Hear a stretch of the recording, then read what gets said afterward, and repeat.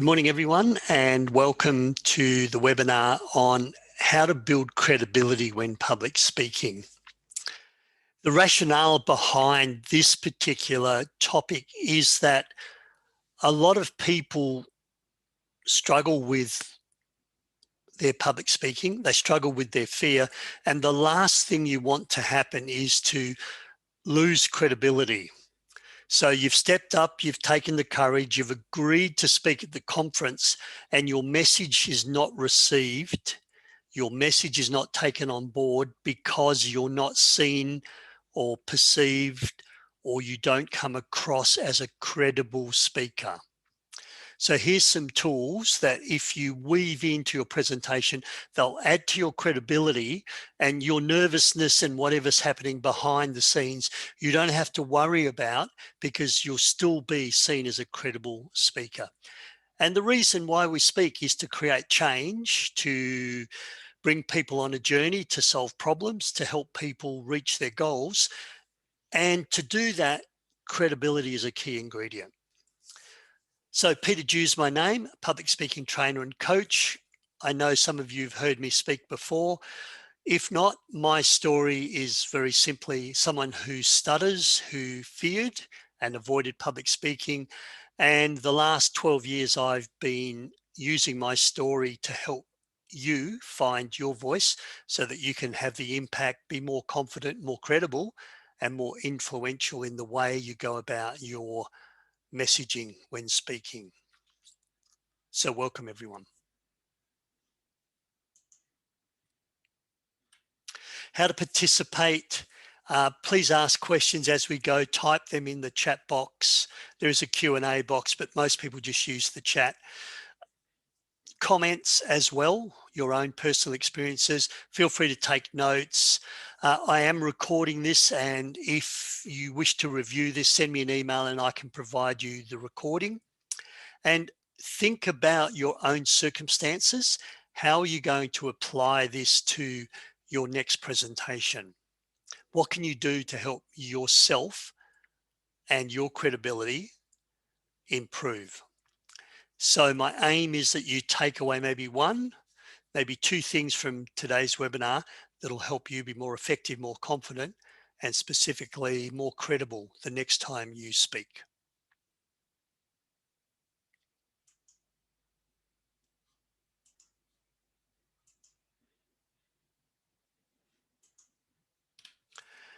So the first tip is use your own experience. So your own experience is your qualifications, the jobs you've done in the past, maybe some of the cases you've worked on, the projects you've managed. And experience doesn't have to be for this particular job or this particular project that you're speaking on.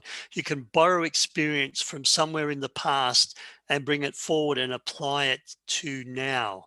You'll know that with job interviews, many of job interviews use behavioral-based questioning. And the theory is behavior and how you've solved problems in the past is a good indicator of how you'll deal with a situation in the future. I once applied for a job where my medical science background was really important. Blood banking, tissue typing, science, virology, but I needed marketing and I needed public relations and I needed media experience, of which I had zero working as a medical scientist. Luckily, I had been a conference, an international conference convener and chairperson of that convention, and handled all the media, the public relations, and all the press releases relating to this international conference over a 4-year period leading up to the event. Now, this is not my work. This is outside of my work. And I was able to bring that experience into the job interview to demonstrate that I had skills around around marketing, public relations, around the media, around running a campaign, a successful campaign. That, coupled with my scientific background, enabled me to get this manager's job that I had applied for. What experience can you grab from your past, from a previous job, that demonstrates your credibility as you ask people to change or to follow you or to believe you, especially when you're putting forward a new way of doing things, a new solution? Maybe you're thinking outside the box. What experience have you had to demonstrate that you're a good lateral creative thinker? Your experience gives you great credibility. They use it in job interviews, use it in your public speaking. Do you contribute to your professional journal, your organization's newsletter, your department's weekly update? Publish and write something in a journal, a medical journal, a project management journal, a social work journal. Your LinkedIn is a place to publish content. And in your LinkedIn, you can create new content. You can share other people's contents and comment on it. And you can curate journal articles from organizations that you support and that are in line with your thinking. So being an expert, being credible in an area, you should be well written in that area. And if we go back to job interview, which this webinar is not about, often the workplace will look at an applicant's LinkedIn profile to see where they contribute, where they follow. It's once again a way of elevating, in the eyes of your audience, your credibility. When I consider going to a seminar or watching an online conference, I look at the speaker, what their topic is, and I will go to LinkedIn. I'll look for some of the journal articles or some blog posts they may have published on their website. I've just sent my third book to the editor for proofreading and being edited, and then it goes to a layout. My book is around thinking and speaking off the cuff. My first book is around overcoming fear. My second book is around how to write a presentation, how to write a killer speech. And this book is about impromptu speaking. When you publish a book or a journal or content, you can be seen as credible. You can claim to be an expert. You write and publish in that area. So don't be afraid to create content that demonstrates and showcases your expertise, your credibility. They say with writing a book, certainly in the business world, writing a book's never going to make me any money. But a book is one of the best business cards that I can have to exchange to someone. Here's my latest book, in giving credibility and also creating a memorable experience. So yeah, consider, how can you publish? Do you publish? If not in your journals, in your departmental newsletters, in your department bulletins, and certainly on your LinkedIn profile.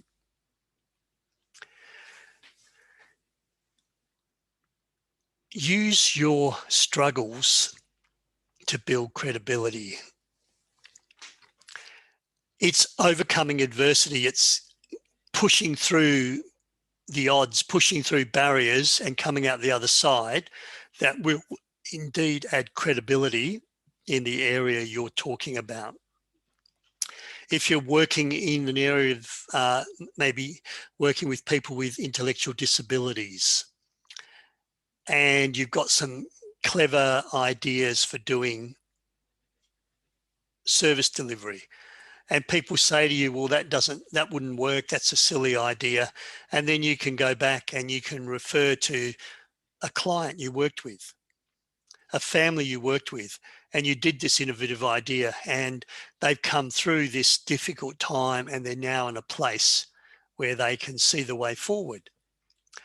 My own story as a person who stutters when I work with people who have a fear of public speaking, my own fear, my own adversity, and now doing public speaking for my business, for my living. That story of overcoming my adversity gives me credibility. There are some public speaking trainers who are radio announcers. They have beautiful quality radio voices and they're on the ABC and they're on 6IX, and I can help you do public speaking. But they've always spoken for their living and they've got that beautiful radio quality voice. And I guess their credibility comes from, well, I'm so good, I'm on the radio.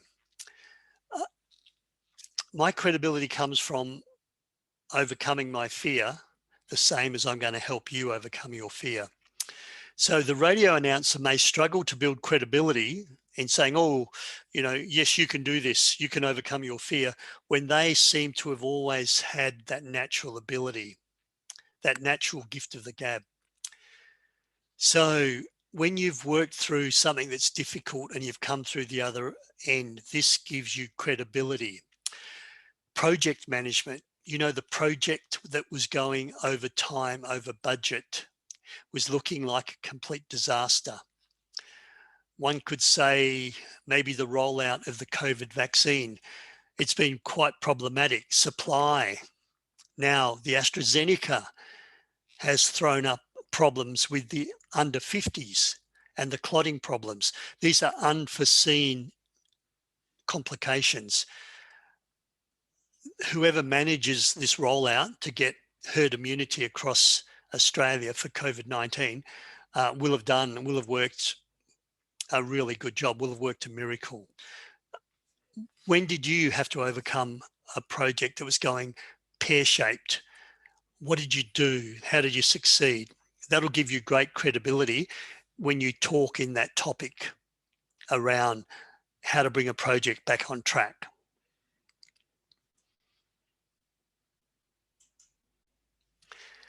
Sometimes you need to borrow credibility. Sometimes you need to borrow credibility.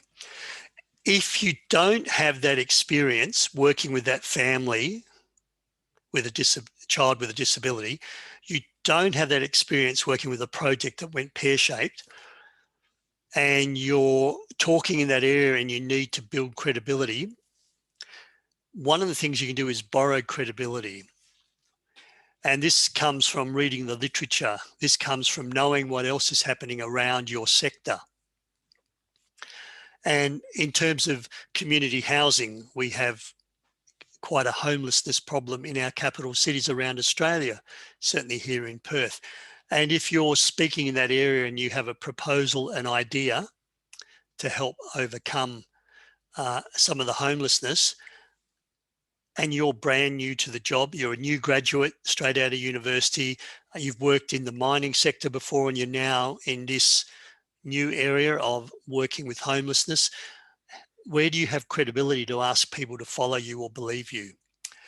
So you may borrow some credibility, and maybe the Canadians have been doing this particular idea that you're sharing. They've been doing it for 5 years and they've reduced homelessness by 70%. And they've increased engagement with at-risk people by 35%. That's why I'm recommending this idea to you. So I've borrowed the credibility from the Canadians. I'm now using that idea to share with you. And when you say to me, Peter, what would you know about that? You know nothing about that. Well, true, but the Canadians have been doing it for 5 years with great success. So this is the borrowing of the credibility. When I start a presentation around how to overcome your fear of public speaking, I often start with a quote from Mark Twain. Mark Twain, the famous American author, one of the books is Huckleberry Finn, and Mark Twain said there's two kinds of speakers: those speakers that are nervous and those speakers that are liars. So what Mark Twain is saying, everyone who stands up in front of a group of people will get nervous, And if you're not nervous, then you're lying. So when I, in my workshop, say to people, look, everyone gets nervous before public speaking. If they don't, they're not really normal. And Mark Twain says the same thing. Then what I say, well, has to be right, doesn't it? Because I've borrowed credibility from Mark Twain, who supports the message that I'm saying. That's the concept of borrowed credibility. I'm just going to pause for a moment, see if there's any questions.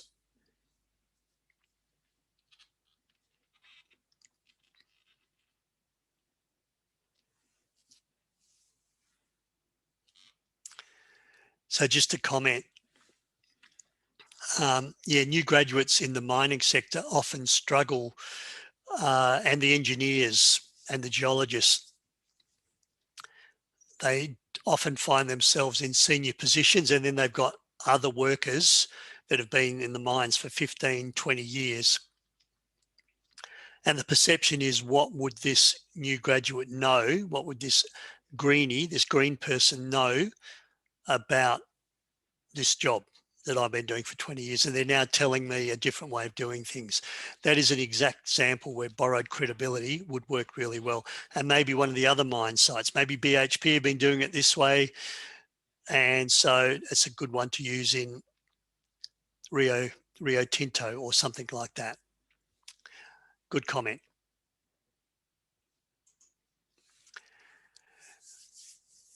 Quite often when we use statistics and information, we need to use a credible data source.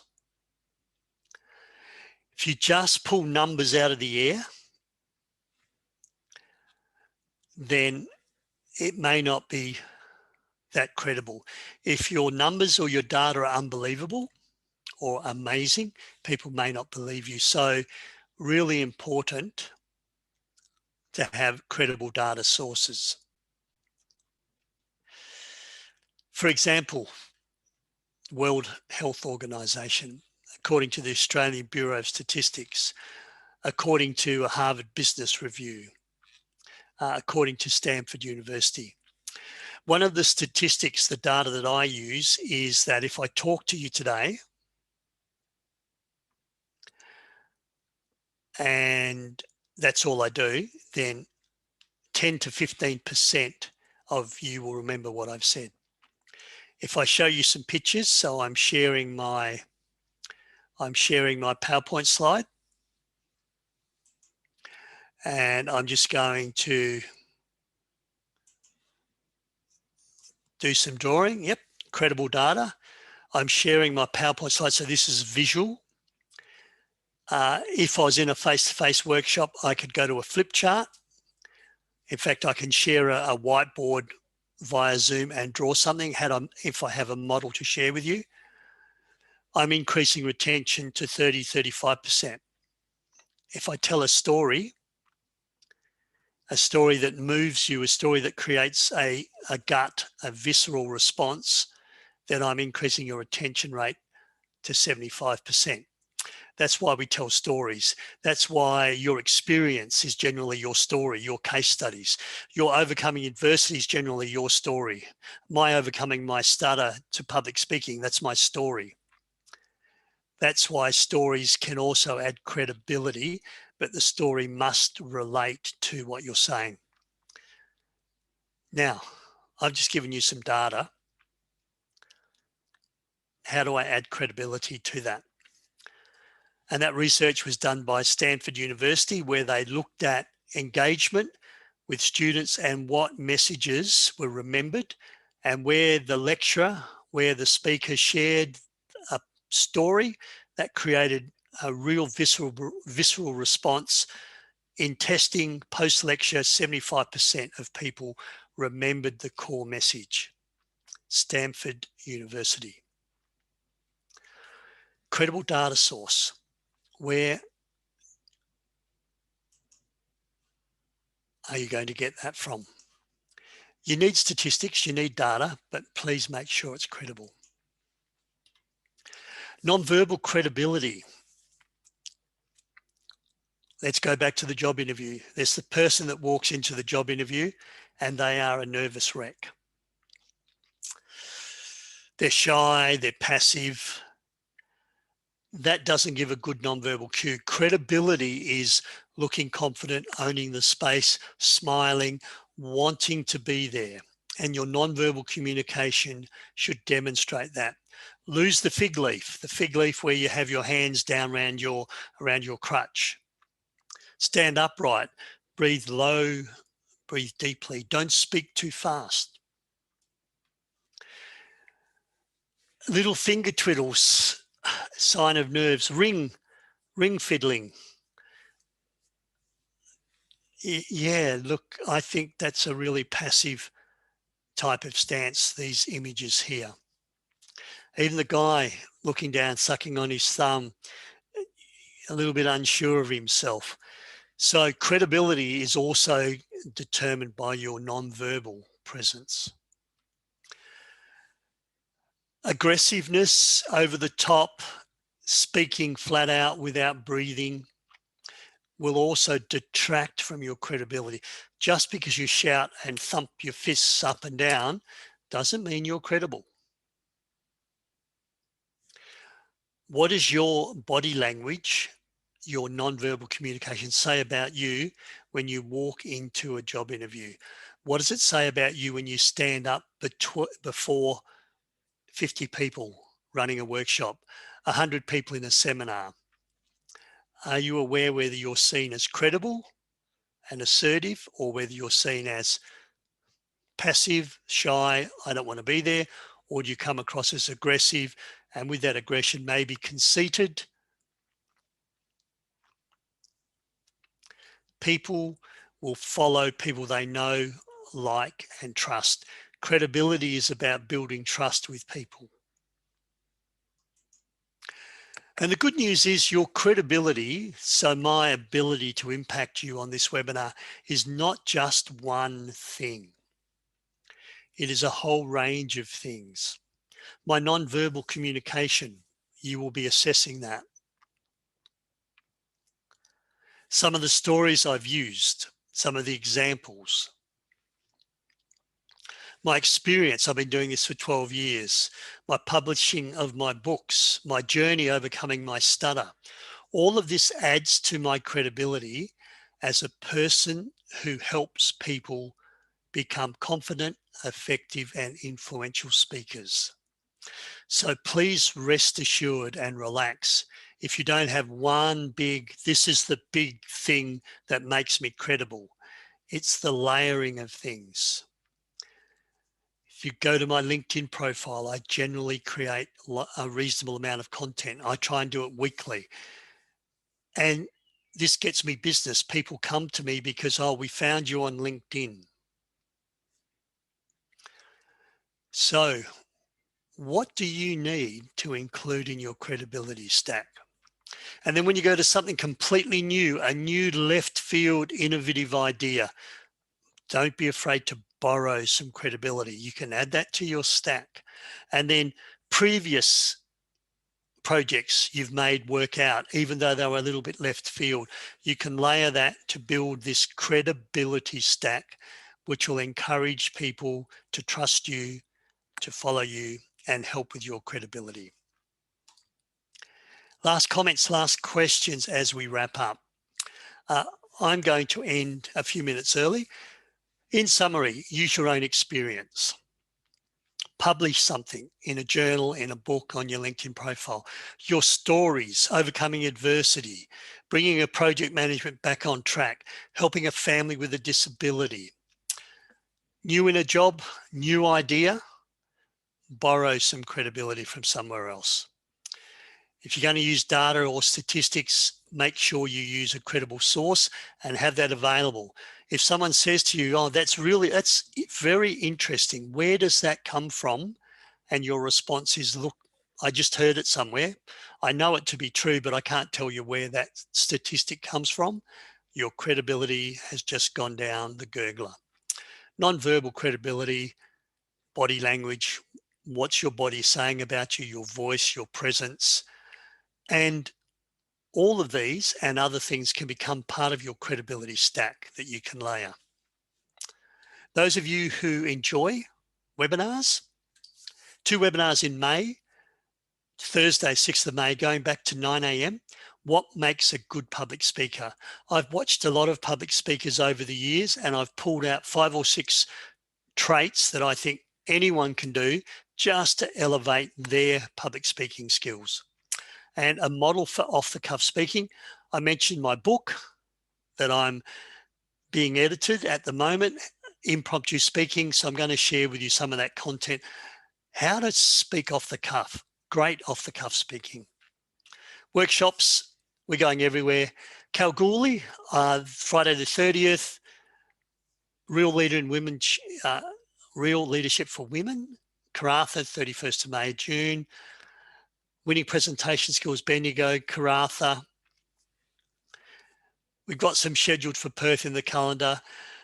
Let me know if your workplace would be interested in a workshop, because I can design and deliver one for you. You know how to reach me. This webinar is being recorded. Should you want a recording, let me know. Any last comments or remarks? And I'll leave you with the summary. Use your own experience. Publish, write. Use the stories of overcoming adversity, reaching success. Borrow credibility from another organisation, from another jurisdiction. Make sure you use credible data source, and what's your body language saying about you. Thank you, everyone. Thanks for your participation, and I'll see you online sometime in the future. This is Peter Dew, trusting that you will build some credibility the next time you speak.